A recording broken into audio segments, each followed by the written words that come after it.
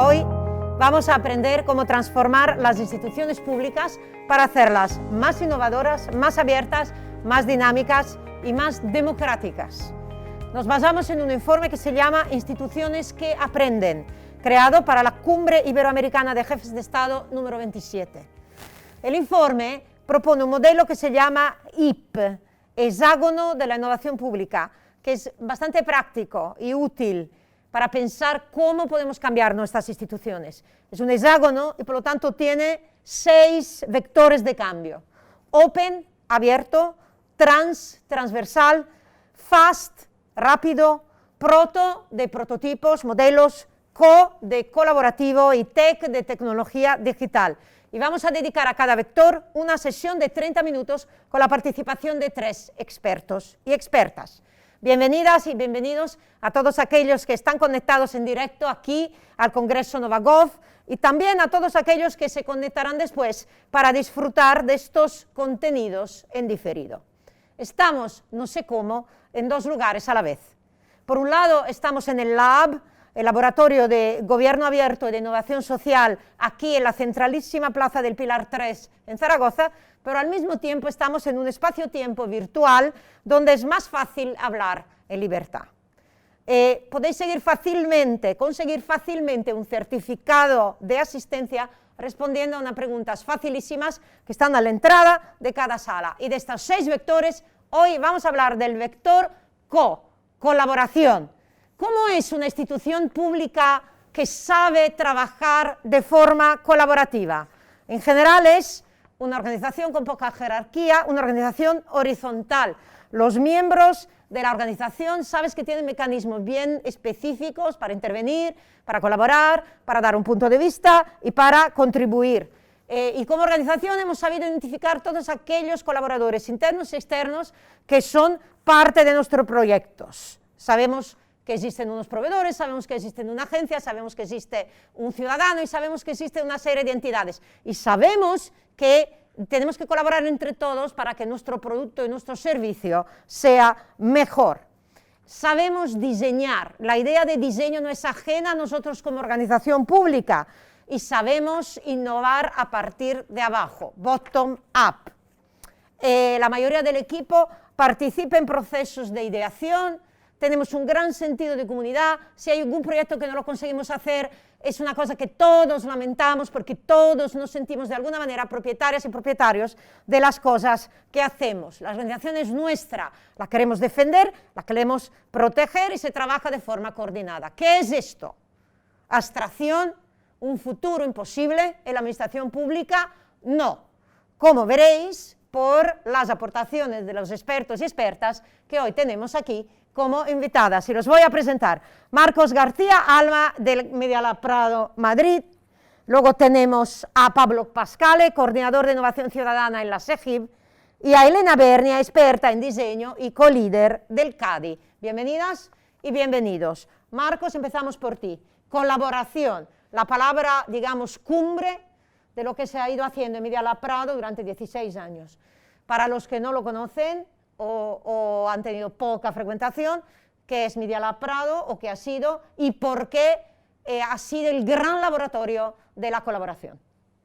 Bueno, pues Medialab Prado es una institución, un centro cultural del Ayuntamiento de Madrid que funciona como un laboratorio ciudadano, que es un lugar donde las personas se pueden encontrar para experimentar, para colaborar y para llevar a cabo juntos proyectos que buscan mejorar, ¿no?, la vida en la ciudad. ¿Personas? ¿Qué persona? ¿Cualquiera? La idea es que cualquiera pueda formar parte de los proyectos que se hacen, ya sea proponiendo una idea o sumándose a las propuestas que otras personas hayan hecho. Y así es como se forman los equipos de trabajo, que de alguna manera se autoorganizan, ¿no?, y llevan a cabo esos experimentos, esos proyectos que se documentan para que luego sirvan a otras personas, ¿no? Entonces la idea siempre es que sea cualquier persona y sobre todo intentar juntar a personas con diferentes perfiles, ¿no?, de distintas disciplinas, de mundos distintos, del mundo académico, de la función pública, de colectivos, de vecinos, de activistas, de comunidades de afectados, en fin, cualquier persona interesada en poder contribuir a que esos proyectos se hagan realidad. ¿Algún ejemplo de equipos que han colaborado y que siempre recordarás lo brillante que ha sido el proceso? Bueno, ha habido proyectos de equipos, por ejemplo, para la traducción colaborativa de libros, el diseño de herramientas de ciencia ciudadana para medir la calidad del aire o del agua, visualizar las migraciones, el diseño de prótesis, no sé, proyectos educativos, mejoras también en servicios públicos, en fin, la diversidad es enorme. Naturalmente, los mediadores han tenido ahí que ver, es decir, no es fácil colaborar si no nos ayudan un poco. Efectivamente, la idea de la mediación yo creo que es la que resume, ¿no?, toda la labor de los laboratorios ciudadanos de ir ampliando, por un lado, la diversidad de perfiles, o sea, para que cualquier persona se sienta invitada, ¿no?, a participar, y eso es una labor de los mediadores, o sea, aumentar la diversidad de la gente que acude al laboratorio, y luego también que todo el proceso de producción, ¿no?, de prototipado, de experimentación, pues sea acompañado para que suceda de la mejor manera posible. Vamos aquí, a Pablo, ¿vale? En Latinoamérica, estos mismos laboratorios, pero un modelo que tú has sido capaz de exportar ahí con grandísima pasión.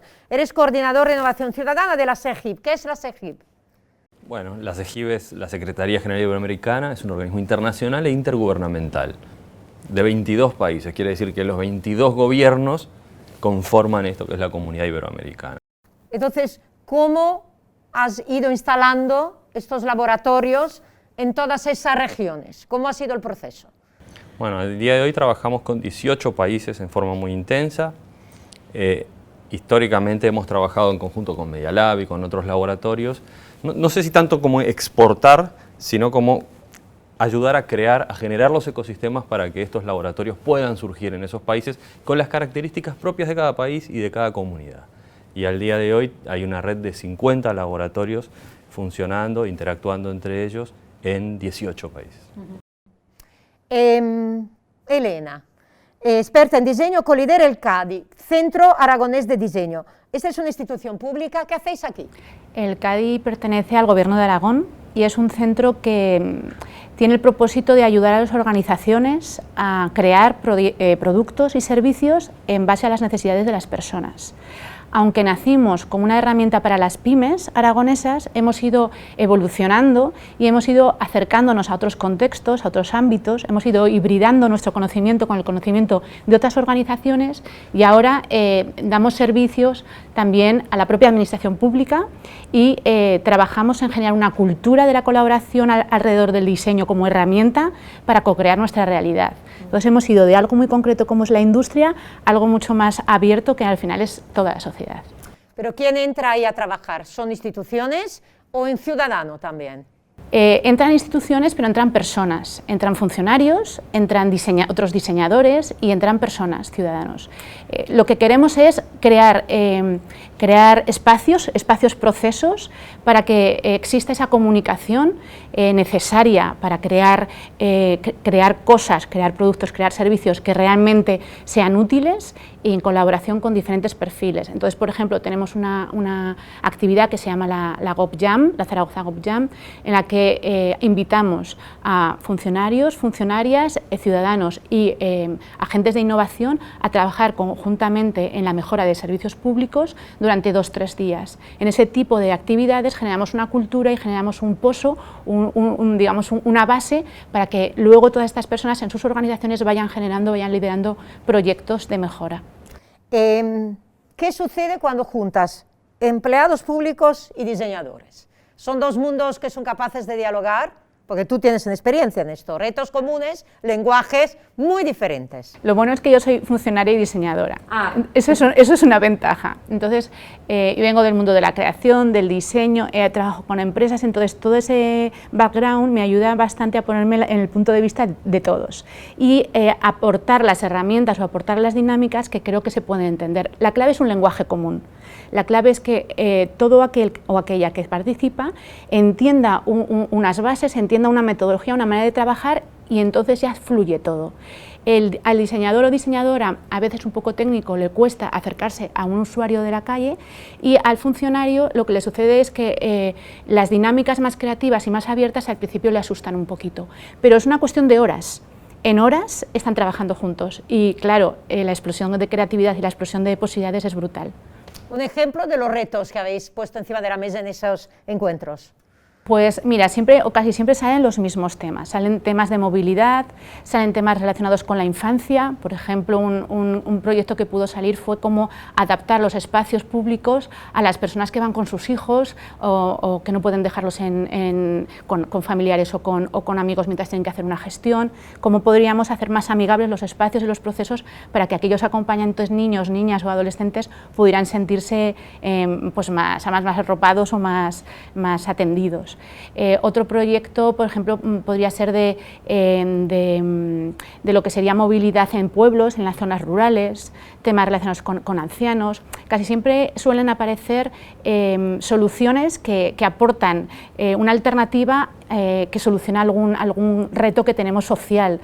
Porque al final cuando diseñamos servicios públicos estamos diseñando servicios para todo el mundo. Entonces salen cosas muy interesantes y además nos damos cuenta que estamos todos en lo mismo. En realidad estamos todos queriendo evolucionar, queriendo mejorar, cada uno en su entorno, en su hábito. ¿Qué has aprendido, Marcos?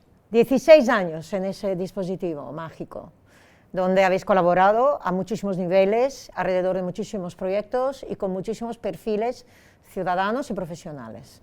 La mediación es clave, pero ¿qué más has aprendido que podamos considerar como claves para que la colaboración sea fructífera? Bueno, en realidad hay muchos aprendizajes, yo creo, también de los errores, ¿no? Uno de los grandes retos yo creo que siempre es el de la documentación, ¿no? Ser capaces de compartir precisamente, ¿no?, los aprendizajes que se van dando, por un lado en el desarrollo del laboratorio y luego en cada proyecto. Y eso es lo que permite también formas de colaboración a distancia y en momentos diferentes, ¿no?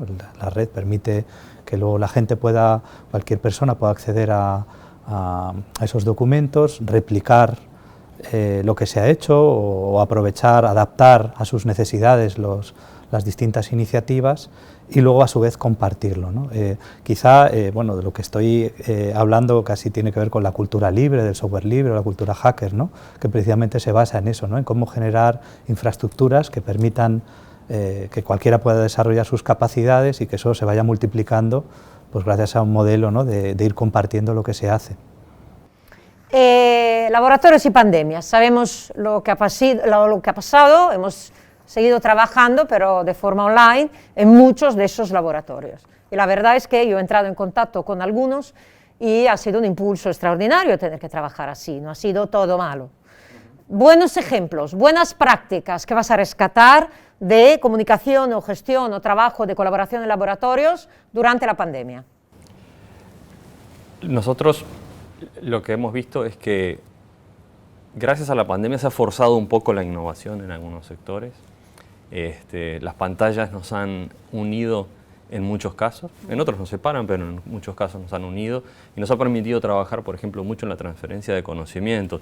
Hemos aparcado algunas actividades que veníamos desarrollando todos los laboratorios y nos ha permitido trabajar entre laboratorios en Iberoamérica y transferirnos conocimientos, experiencias, para mejorar algunos procesos que estaban, como te digo, aparcados. ¿Por qué es mejor colaborar? Colaborar no es fácil. ¿Quién quiere estar en una habitación llena de post-it, peleando con otra persona y trabajando y hablando muchísimo y no necesariamente sacando conclusiones, ¿no? Para ser realísticos. Entonces, ¿por qué el co es un vector? ¿No? ¿Por qué el codiseño es mejor que el diseño? ¿Por qué? ¿Es siempre mejor? Yo es que no estoy totalmente de acuerdo con tu planteamiento. Quiero decir, yo creo que no es que sea mejor, es que es necesario. Es decir, no se trata de una alternativa, se trata de la manera de crear. Al final somos todos individuos, tenemos nuestras ideas, tenemos nuestros propósitos, nuestras ilusiones, pero nos damos cuenta, cuanto más te rozas con distintos tipos de personas, cuanto más te integras en contextos colaborativos, que hay mucha gente que está a lo mejor con tus propias ideas o ideas afines, o mucha gente que quiere ir hacia el mismo sitio que tú. Entonces es una cuestión de unir fuerzas y yo siempre lo digo, no veamos el equipo como un hándicap, veámoslo como una una oportunidad. Lo que sucede es que como estamos tan poco acostumbrados a trabajar en equipo, vemos todas las dificultades, pero todas las dificultades son fácilmente abordables. Es muy importante la labor de un mediador, de un facilitador, de alguien que en un momento dado, al principio, siente unas bases y ayude a que se genere una comunicación fluida y todo el mundo se sienta a gusto, pero al final, cuando empiezas a trabajar en equipo, ya no concibes otra manera de trabajar. Pero ¿quién nos enseña, Elena? Tú dices, no sabemos trabajar en equipo. ¿Quién nos enseña? ¿Dónde? ¿Cuándo? ¿En primaria? Deberíamos enseñar desde el principio. Yo, por ejemplo, tengo una línea de trabajo personal que es con docentes. Entonces, yo estoy intentando transmitirle a los docentes, bueno, primero que ellos trabajen en equipo, que empiecen a trabajar en equipo, que empiecen a generar proyectos para llevar al aula en equipo, proyectos transversales, y poco a poco esa cultura vaya impregnándolos a ellos y a ellas para poder trasladarla al aula. Pero sí, tendría que ser desde el principio. Cuando estamos hablando de trabajo colaborativo, tendría que ser desde el minuto cero. ¿Por qué colaboración es mejor? Bueno, yo creo que también es necesario, hay veces que también es necesario también el trabajo individual y aislarse, ¿no? También para poder contribuir a lo común, ¿no? No todo tiene que hacerse conjuntamente a la vez, pero sí que diría que las instituciones que hemos heredado no facilitan la colaboración, o facilitan formas de colaboración muy especiales, ¿no? Y no tanto, yo diría, como que las personas pueden autoorganizarse, ¿no? en el desarrollo de sus propios proyectos. O sea, tienden más bien a ser instituciones basadas en la transmisión, basadas también en las carencias individuales, ¿no? O sea, alguien tiene que recibir, no sé, educación, cultura, y hay que acercárselo, y no tanto como en las potencias de las personas que se pueden desarrollar a partir de la interacción, ¿no? entre ellos, y sobre todo en la interacción entre diferentes. Otra de las características, creo, de las instituciones que hemos heredado es que están muy orientadas a campos específicos, a disciplinas específicas, y no facilitan la interacción entre ámbitos diferentes. Durante la pandemia, y ya salgo de las instituciones, me pongo en la calle. La gente ha tenido que colaborar más para sobrevivir, ¿no? Estábamos confinados en nuestras casas, el vecino estaba solo y necesitaba un cargador.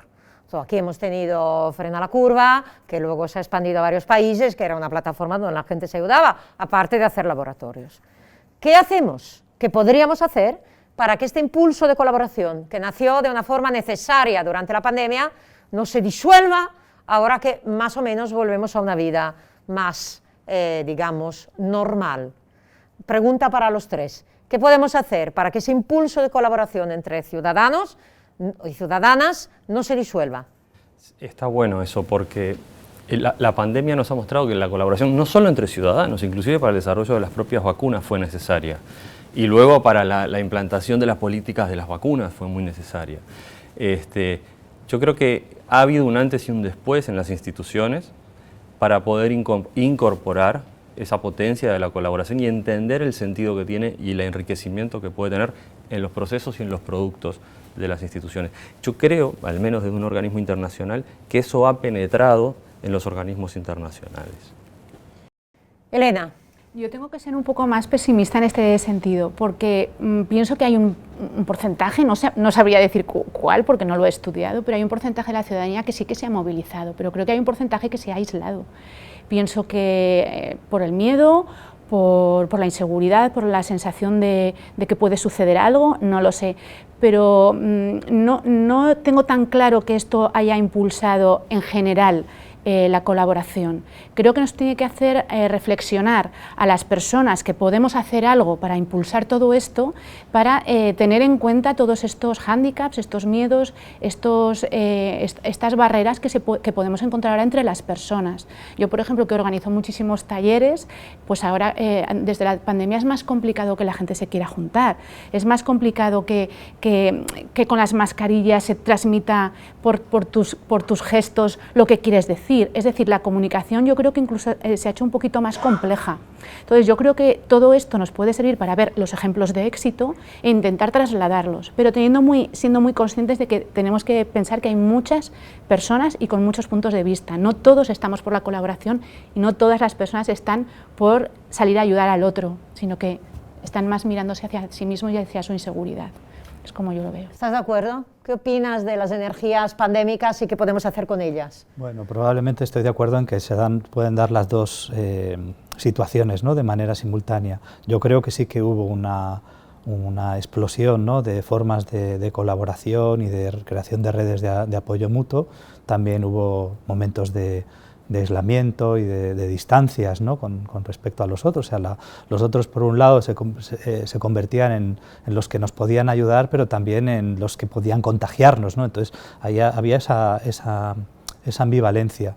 Yo creo que lo que sí que se hizo evidente, como ha comentado Pablo, es que no hay tantas infraestructuras, tantas instituciones que faciliten precisamente la colaboración, la cooperación entre personas, ¿no? O sea, que si yo vivo en un barrio en Madrid y quiero, pues no sé, de repente se me ocurre, pues estaría bien montar un coro con los vecinos. No tengo el lugar donde articular esa colaboración, donde proponer esa idea y juntarme con otros. Entonces, creo que faltan esos sitios, ¿no?, porque en realidad los centros culturales lo que funcionan más bien es como proveedores, ¿no?, de actividad a la que yo puedo asistir, pero no facilitan la cooperación, la interrelación entre los vecinos. Tú has creado, junto con el Ministerio de Cultura, un curso precisamente para que las bibliotecas, ¿no?, que parece el lugar natural para esto, pueda ser un lugar donde se facilita la colaboración. Claro, a partir también de las las experiencias que tuvimos en Frena la Curva, ver cómo, y también de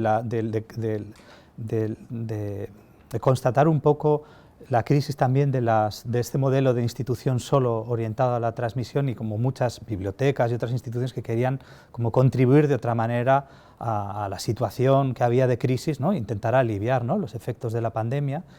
Y entonces lo que propusimos fue ofrecer un curso sobre cómo montar laboratorios ciudadanos en bibliotecas y en otras instituciones para precisamente habilitar estos lugares de experimentación, de colaboración, de producción de proyectos, ¿no?, y hacerlo de manera simultánea para, por un lado, activar la colaboración en entornos muy locales, que es una de las formas de colaboración que se ha dado durante la pandemia, ¿no?, la colaboración de proximidad, pero también hubo otra, ¿no?, que es la cooperación a distancia, ¿no?, a través de videoconferencias con compañeros de la misma ciudad, pero también con otros países.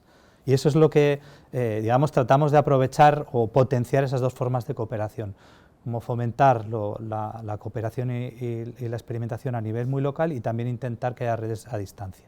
Por tanto, digamos, Media Lab se transfirió a otro centro cultural, tú has seguido tu camino promoviendo el modelo de laboratorio ciudadano como en estas plataformas. ¿Otros proyectos nuevos que tienes entre manos?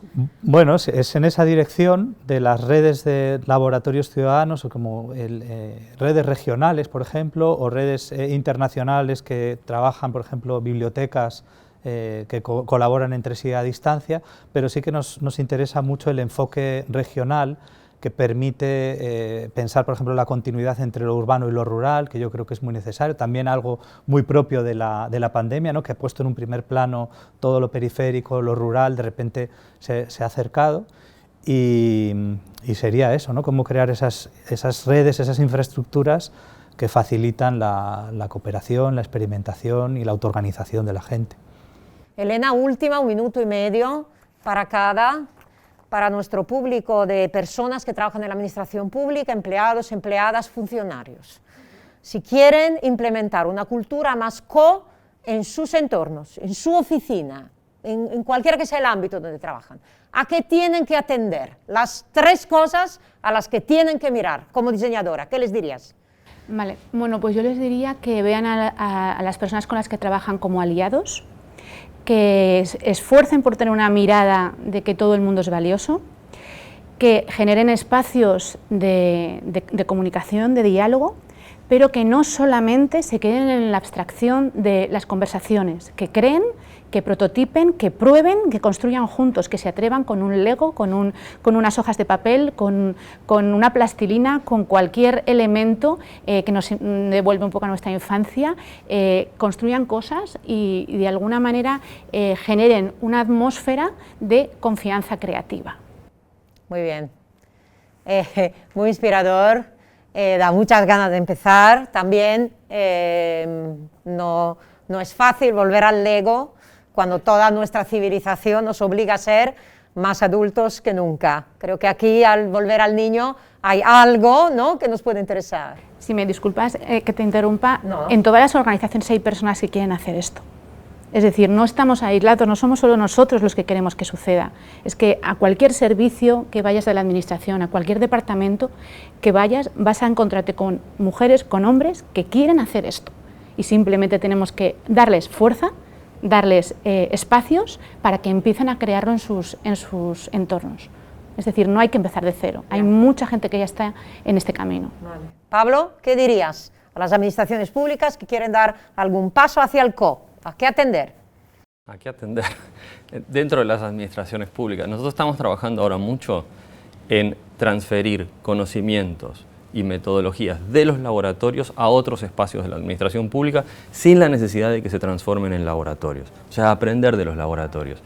Una cosa fundamental para nosotros es, y nosotras, porque somos un equipo de hombres y mujeres, es experimentar, generar espacios de experimentación, que sea posible experimentar, ensayar, equivocarse y volver a comenzar. Eso creo que es fundamental y eso cambia algunos de los procesos internos de la administración pública que al día de hoy no lo permiten. Entonces lo que necesitamos es levantar esas barreras que no permiten la experimentación. Marcos, 3 cosas a las que debería de atender una persona que trabaja en la administración pública y que quiere que su entorno sea más CO. Bueno, por un lado, abrir un lugar de encuentro para la experimentación, para la colaboración, para la interacción con el entorno, ¿no?, con las personas que viven afuera. También pues, entender que confiar en que las capacidades, es algo que ya habéis mencionado, pero en que las personas tienen capacidades que pueden desarrollar, que pueden, no solo carencias que hay que cubrir, sino capacidades que desarrollar. Y por último, insistiría también la idea de experimentación, de repetir los experimentos, documentarlos también para luego poder evaluar y compartir los aprendizajes. El momento, la experiencia donde has visto a la gente más unida y más capaz de olvidarse de uno para ponerse a disposición del trabajo, que recordarás de toda tu experiencia. Cuando te emocionaste de verdad. A ver, ha habido varios momentos, pero recuerdo uno en un instituto, en una clase de la ESO, con un grupo de alumnos y alumnas un poco problemáticos, por llamarlos así, que no me gusta esa palabra, pero por entendernos, y ver cómo reaccionan ante la confianza, es decir, ver cómo reacciona el equipo, cómo reaccionan las personas y cómo reacciona su capacidad de aportar cuando confías en que pueden hacerlo. Y se hace y se logra. Y sucedió.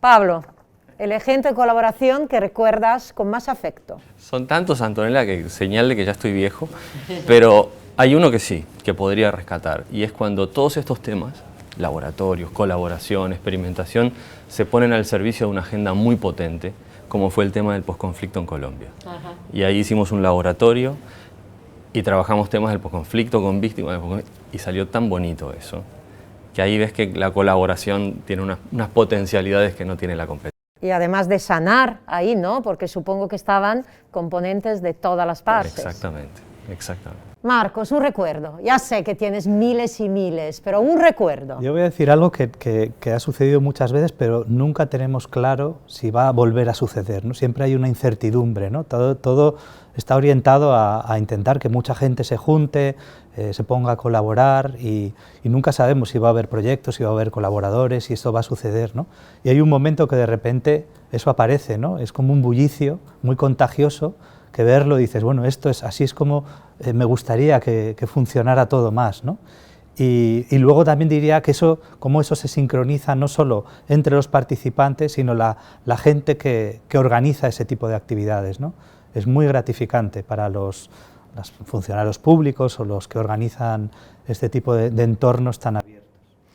Es interesante porque entre los 3 habéis mencionado, dentro del hexágono del vector CO, todos los otros vectores del hexágono, porque hemos hablado de open, no puedes colaborar si el ambiente no es abierto, hemos hablado de transversal, la colaboración es por definición algo que viene de personas de ángulos diferentes, que es trabajar alrededor de prototipos, hemos hablado del Lego, hemos hablado de la rapidez y hemos hablado de la tecnología digital, que no solo ayuda a colaborar, sino que ayuda a documentar y a conservar el conocimiento creado. Creo que ha sido una discusión muy rica y quiero decir a todos los que nos están viendo que en modeloip.net encuentran toda la información. Muchas gracias.